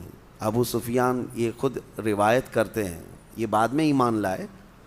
وہ کہتے ہیں میرے دل میں خیال تھا میں چاہوں تو مسالہ لگا کر جھوٹ بول دوں نجاشی کے دربار میں، لیکن اتنے صحابہ وہاں پر تھے، یہ مکہ سے آئے ہوئے، میں سب کے سامنے جھوٹا قرار پاتا، اس لیے بول نہیں سکا، محمد کے بارے میں کچھ بھی نہیں بول سکا. کہا نہیں وہ جو کہہ رہے ہیں وہ یہ بات تو صحیح ہے، یہ بات تو صحیح. اخلاق کے بارے میں کہا ان کے اخلاق کے برابر پورے مکہ کے عرب میں کوئی نوجوان نہیں ہے. یہ ابو سفیان کے الفاظ ہیں، ایمان ابھی لائے ہوئے نہیں ہیں. تو پھر نجاشی نے 17 جو سوالات کی وہ بہت اہم سوالات تھے. سب سوالات کے جوابات جب حضرت جعفر طیار نے مکمل دیے تو اب نجاشی کہتا ہے، ابو سفیان بھی دربار میں ہے سارے، وہ کہتا ہے اللہ کی قسم، اللہ کی قسم، اگر وہ محمد جن کے بارے میں تم کہہ رہے ہو وہ رسول یہاں ہوتے تو میں ان کے پیروں کو دھو کر کے پانی پی لیتا. یہ نجاشی نے کہا کیونکہ وہ آخری رسول ہے، وہ آخری رسول ہیں. اور جتنے سوالات میں نے کیے یہ سب میرے مقدس کتابوں میں علامات بتائی گئی ہیں کہ وہ آخری رسول، وہ بادشاہوں کی اولاد میں سے نہیں ہوں گے، نہ ہی وہ بادشاہت کی طلب کریں گے. ان کے ماننے والے غریب صحابہ ہوں گے شروعات میں، کہ وہ اسلام غریبوں سے ہی شروع ہوگا اور غریبوں میں ختم ہو جائے گا.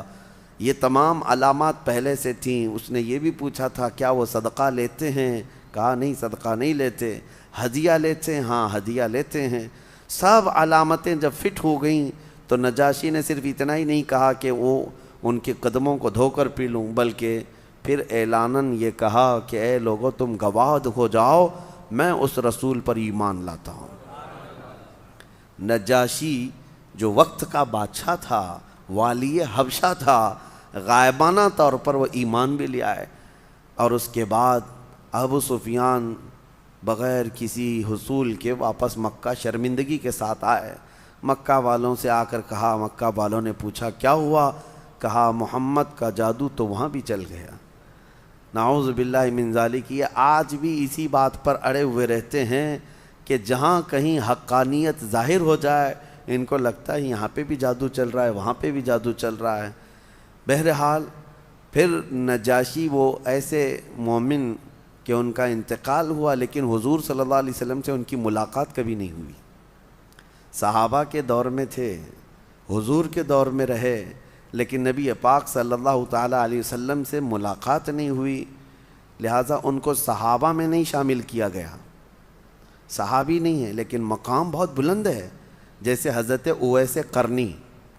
حضرت اویس قرنی کا مقام ہے کہ حضور کے دور میں رہے لیکن رسول پاک سے ملاقات نہیں ہوئی۔ اسی طرح حضرت نجاشی انتقال ہوا، اس سے بڑی فضیلت کیا ہے کہ نبی پاک صلی اللہ تعالیٰ علیہ وسلم نے نماز جنازہ غائبانہ طور پر وہیں سے ادا فرمائی۔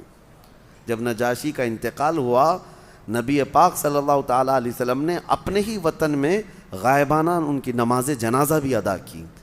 اس کے بعد یہ جو حبشہ کی ہجرت ہوئی تھی، یہ صحابہ مسلسل وہیں رہے اس وقت تک جب نبی پاک صلی اللہ تعالیٰ علیہ وسلم مدینہ ہجرت کر کے گئے، تو پھر وہ صحابہ ہجرت کر کے واپس مدینہ تشریف لائے۔ جو حبشہ گئی ہوئی جماعت تھی وہ پھر سے دوسری ہجرت کر کے، تو ان کو جو ہے 2 ہجرتوں والے صحابہ کہا جاتا ہے۔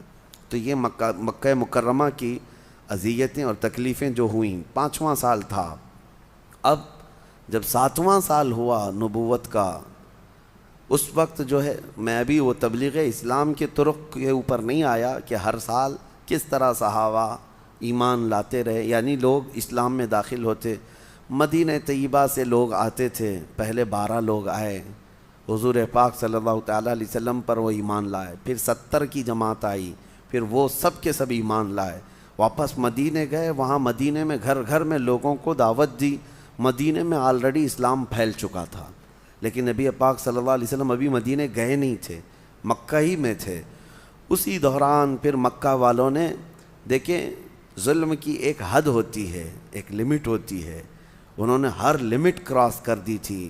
پھر وہ وقت آیا کہ جب سارے لوگوں نے مل کر کے مکہ میں حضور صلی اللہ تعالیٰ علیہ وسلم اور ان کے خاندان پر ایسی پابندی لگا دی، سوشل بائیکاٹ کر دیا۔ اعلان ہو گیا تھا مکہ میں کہ محمد صلی اللہ علیہ وسلم اور ان کے گھر والوں کے ساتھ، جس میں ابو طالب تھے، جناب ابو طالب اور ان کے سارے خاندان والوں کے ساتھ کوئی میل جول نہیں رکھے گا، کوئی کھانا پانی ادھر سے ادھر نہیں کرے گا، ان سے کوئی لین دین نہیں ہوگا، نہ تجارت ہوگی، کچھ نہیں۔ یہ بائیکاٹ ایسا تھا کہ ایک گھاٹی ہے جس کو شعب ابی طالب کہا جاتا ہے مکہ میں، اس گھاٹی میں وہ محصور ہو گئے تھے۔ نبی پاک صلی اللہ علیہ وسلم، کھانے پینے کی چیزوں کی قلت اتنی بڑھ گئی تھی کہ رسول پاک صلی اللہ تعالیٰ علیہ وسلم ان ایام میں پتے کھاتے رہے، درختوں کے پتے کھاتے رہے، اور چمڑے کو ابال کر کے اسی کو کھا لیا جاتا تھا۔ یہ ایام تقریباً 3 سال تک چلے۔ خود وہ مکہ والوں کو رحم آ گیا تھا، انہوں نے بیٹھ کر کے سارے لوگوں نے یہ میٹنگ کی کہ ہم لوگوں نے بہت زیادہ ان کے اوپر سختیاں کی ہیں کہ ہماری خاندان کے لوگ ہیں، قریش کے لوگ ہیں، اور وہ بھی والی کعبہ کے خاندان سے ہیں، متولی کعبہ کے خاندان سے ہیں۔ لیکن بعد میں سارے جو اچھی سوچ رکھنے والے تھے سبوں نے بیٹھ کر کے یہ بائیکاٹ کو ختم کرنے کا فیصلہ کیا، لیکن وہ بھی بائیکاٹ ختم ہونے کو 3 سال لگ گئے۔ 3 سال لگ گئے۔ 3 سال تک نبی رحمت صلی اللہ تعالیٰ علیہ وسلم نے ان کی اذیتیں برداشت کی۔ بہرحال میرے عزیزو، مکہ کے 13 سال فلی اسٹرگل کے دور ہیں، ہر سال تکلیفیں، ہر سال مصیبتیں برداشت کی گئی ہیں۔ آج لوگ یہ کہتے ہیں حالات خراب ہیں، ایسے ہیں ویسے ہیں، بلکہ تم تو بہت مزے سے سو رہے ہو، بہت مزے سے کھا رہے ہو، اللہ تعالیٰ نے ہر نعمت تمہارے سامنے آسانی سے رکھی ہے۔ کیا ان صحابہ کے برابر نہیں بلکہ ان کا 5% بھی آج ہم نے اسٹرگل کیا ہے؟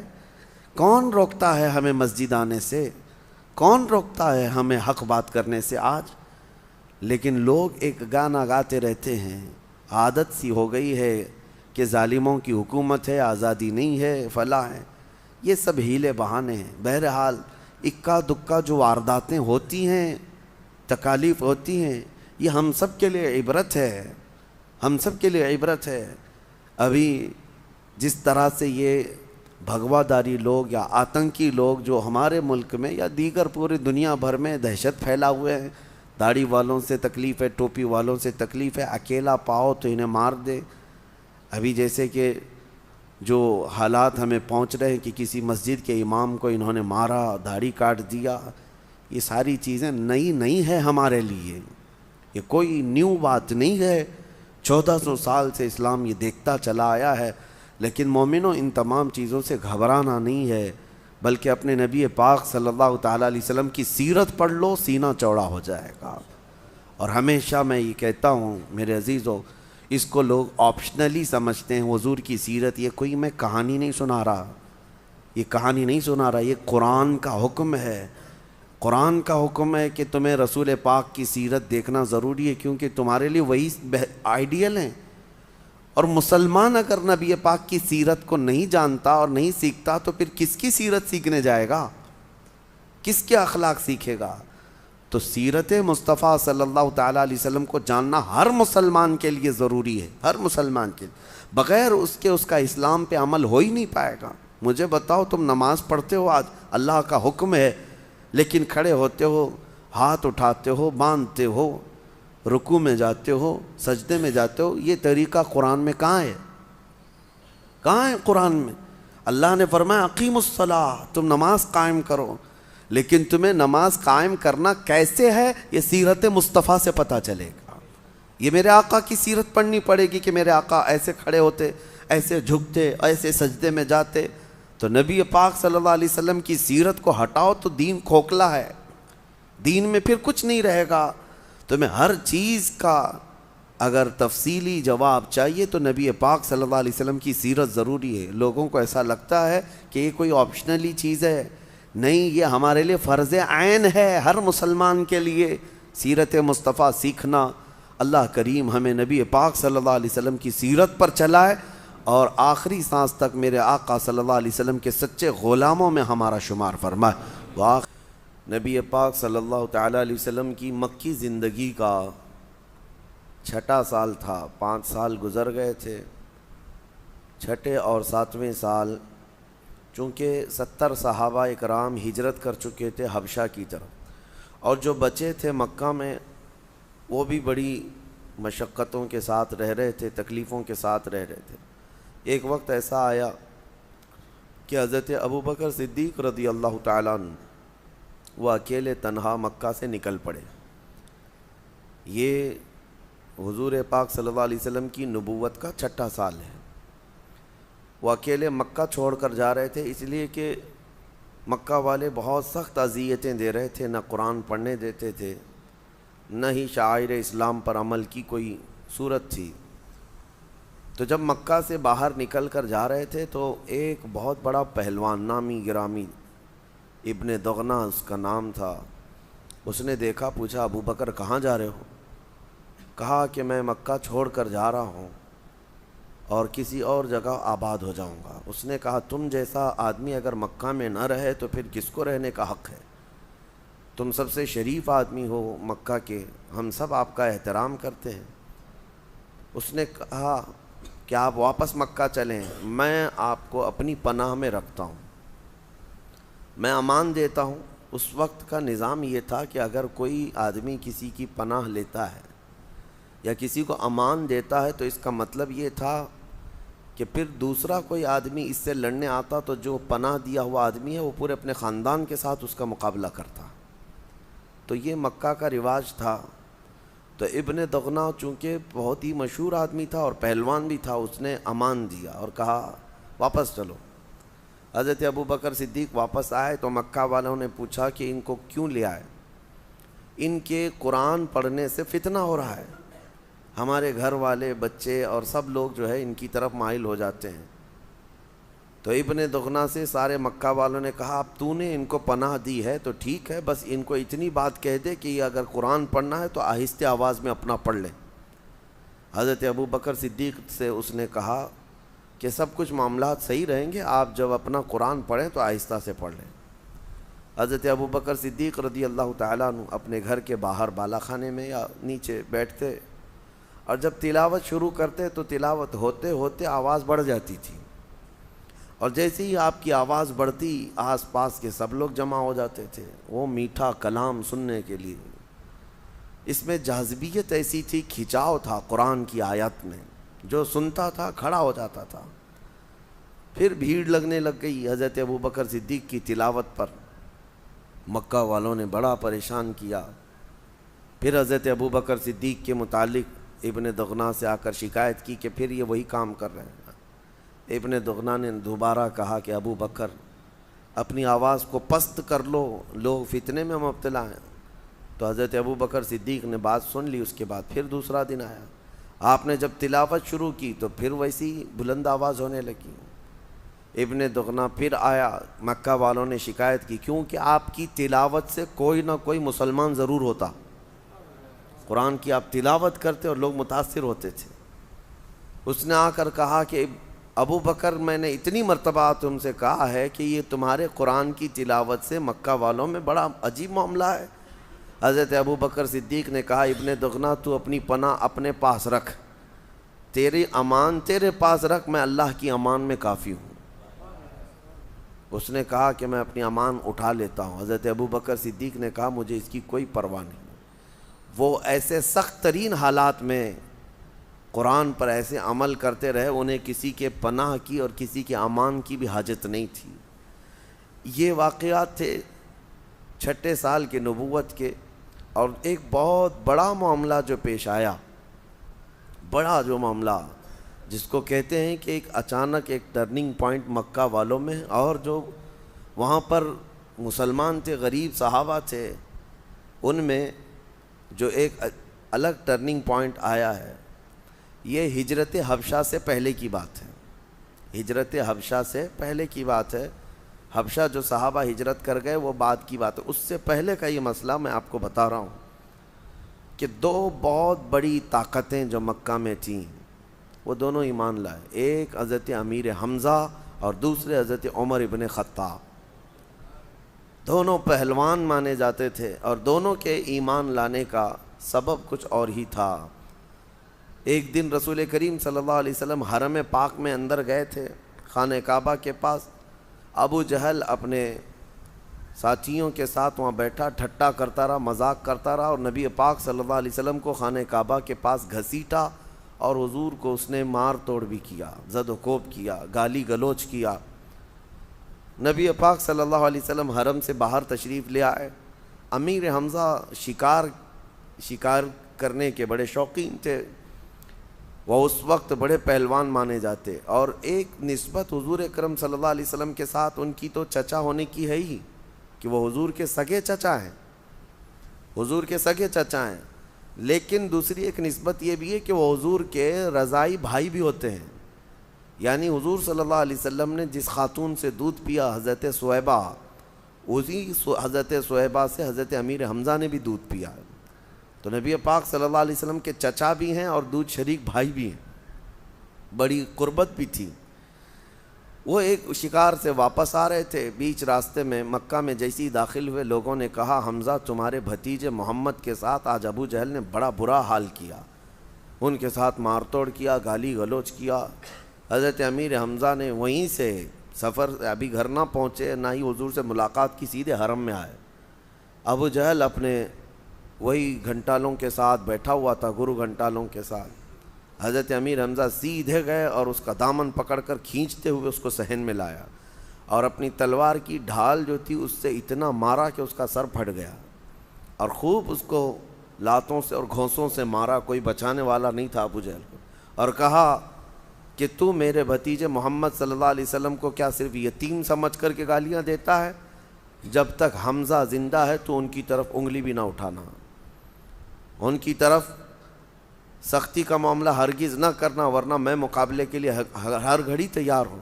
جبکہ وہ ایمان لائے ہوئے نہیں تھے، ایمان لائے ہوئے نہیں تھے، لیکن رشتہ داری کی حمیت اور غیرت بھی تو تھی۔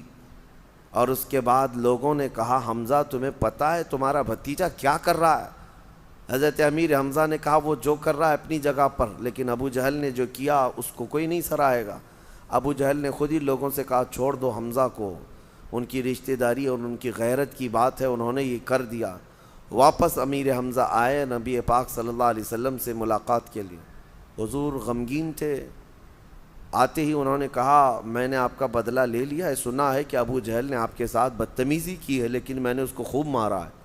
حضور پاک صلی اللہ علیہ وسلم خاموش سنتے رہے، چہرہ نہیں اٹھایا۔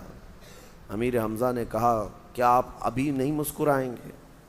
آپ خوش نہیں ہیں اس بات سے؟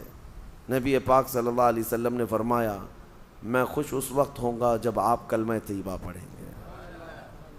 امیر حمزہ نے اسی وقت کلمہ شہادت پڑھ کر کے داخل اسلام ہوئے، اور پھر اس کے بعد ان کے رجزیہ اشعار بھی تھے۔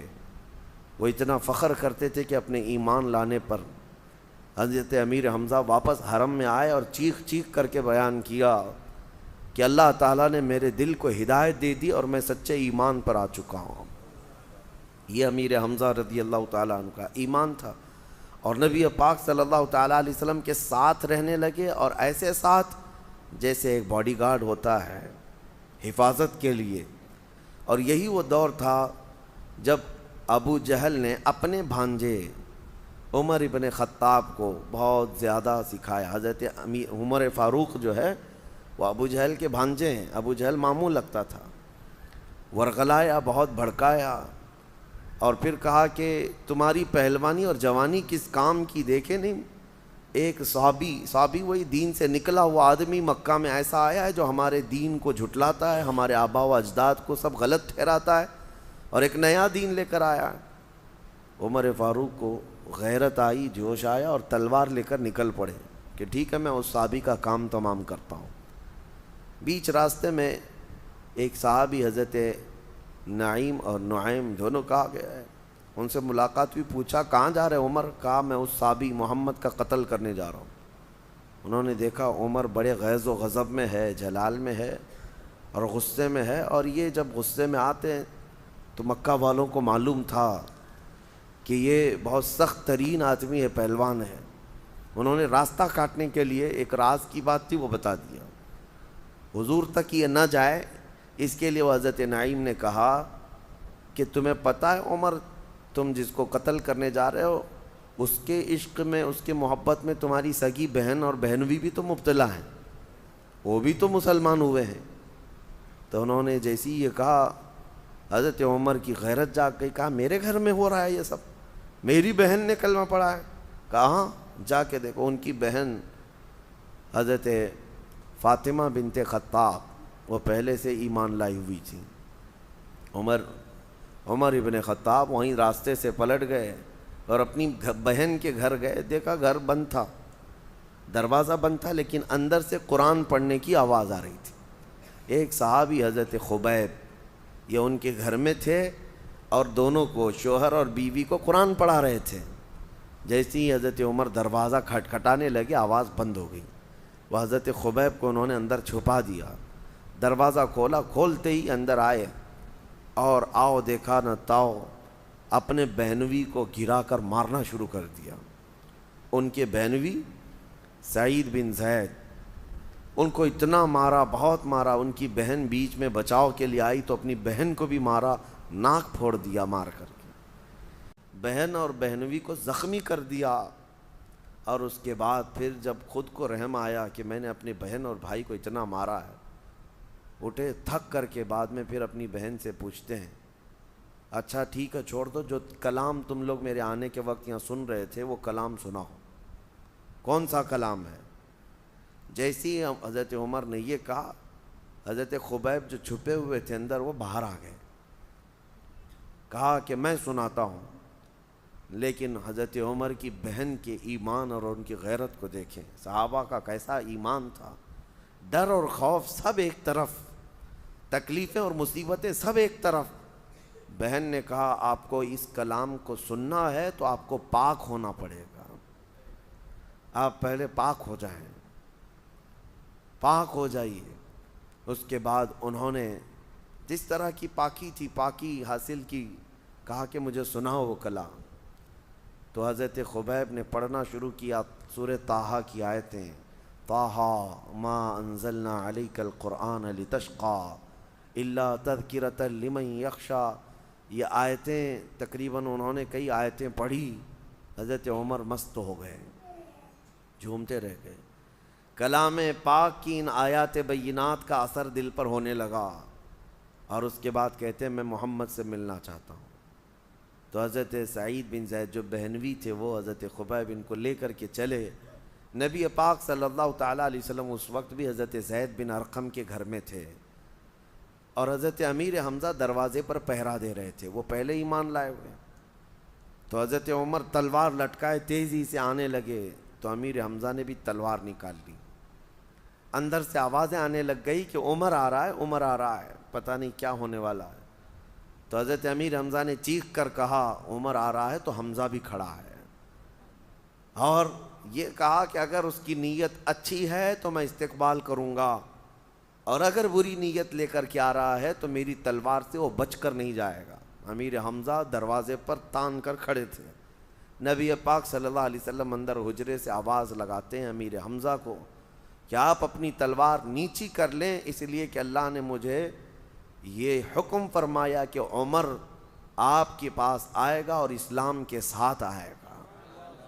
نبی پاک صلی اللہ علیہ وسلم نے ایک دن پہلے دعا کی تھی، اللہم اعز الاسلام باحد من العمرین۔ ابو جہل کا نام بھی عمر ہے، ابو جہل کا نام بھی عمر ہے، عمر بن ہشام، اور حضرت فاروق اعظم کا نام بھی عمر بن خطاب۔ حضور نے یہ دعا کی تھی کہ اے اللہ دونوں عمروں میں سے کسی ایک عمر سے اسلام کو عزت عطا فرما دے، اور حضور کی دعا یہ حضرت فاروق اعظم کے حق میں قبول ہوئی۔ دونوں عمروں میں سے کسی ایک عمر کے حق میں اللہ تعالیٰ اسلام کو عزت بخشا بھی، اور یقیناً حضرت عمر کے اسلام لانے کے بعد جو معاملات ہوئے، ٹرننگ پوائنٹ جس کو کہتے ہیں، امیر حضرت عمر فاروق آئے بارگاہ مصطفیٰ میں، تلوار زمین پر رکھ دی اور گھٹنے ٹیک دی اور کہا آپ جس چیز کی دعوت دیتے ہیں میں کوئی سوال نہیں کرتا، مجھے بھی اس دعوت دیں اور وہ کلمہ پڑھائیں اور اپنے غلاموں میں شامل کریں۔ یہ حضرت عمر نے جیسی ہی یہ کہا، صحابہ جو اندر بیٹھے تھے وہ تقریباً 40 کے قریب تھے، اتنی تیز آواز میں انہوں نے نعرہ لگایا تھا کہ مکہ میں گلیوں میں یہ آواز گونج گئی، سارے سن پڑے، اللہ اکبر کی آواز اتنی زور تھی۔ اور دیکھیں سب سے پہلا کام حضرت عمر کے اسلام لانے کے بعد ہوا کیا، آپ نے کلمہ طیبہ پڑھا، اور اس کے بعد نیکسٹ جو سب سے پہلا کام ہے، حضرت عمر نے پہلے ہی پوچھا یا رسول اللہ صلی اللہ علیہ وسلم اسلام حق ہے، ایمان حق ہے، تو اس کمرے میں نہیں، ہم علی اعلان حرم میں جا کر نماز پڑھیں گے۔ حضور اکرم صلی اللہ علیہ وسلم نے ان کی بات مان لی، کہا کہ چلو۔ اب اس کے بعد پہلی مرتبہ دار ارقم سے حضور پاک کے ساتھ یہ صحابہ نکلے، 40 صحابہ حرم کی طرف جا رہے تھے، 2 صفوں میں تھے، 2 صفوں میں چلتے ہوئے جا رہے تھے، ایک صف کے آگے امیر حمزہ تھے، ایک صف کے آگے عمر ابن خطاب تھے۔ مکہ کی گلیوں سے گزرتے ہوئے حرم تک پہنچے، بہت سارے گرگٹ دیکھتے رہ گئے لیکن کوئی کچھ نہیں کر سکا، کوئی کچھ نہیں کر سکا، اور یہ بڑی شان کے ساتھ حرم پاک میں آئے بھی اور اپنی عبادت بھی کیے اور واپس آئے۔ یقیناً میرے آقا کی دعا عمر فاروق کے حق میں قبول ہوئی تھی کہ جب حضرت عمر نے اسلام قبول کیا تو اسلام کی وہ عزت ہی الحمدللہ آج 14 صدیوں کے بعد بھی حضرت عمر کے نام سے دنیا کانپتی ہے، اور حضرت عمر فاروق رضی اللہ تعالیٰ عنہ کے جو رولنگ کا زمانہ ہے اس کو پوری دنیا مثال میں پیش کرتی ہے۔ یہ 2 اہم واقعات 7ویں نبوت کے 7ویں سال یا 6 سال پیش آئے تھے، اور اس کے بعد نبی پاک صلی اللہ تعالیٰ علیہ وسلم کے سوشل بائیکاٹ کا زمانہ شروع ہوا، اور اس کے بعد جو حالات ہوئے، حضرت بی بی خدیجۃ الکبریٰ رضی اللہ تعالیٰ عنہا کے انتقال اور جناب ابو طالب کے انتقال کا معاملہ آیا، یہ سیرت کا حصہ تھا۔ انشاءاللہ العزیز اس کو کل عرض کرتا ہوں۔ وآخر دعوانا ان الحمد للہ رب العالمین۔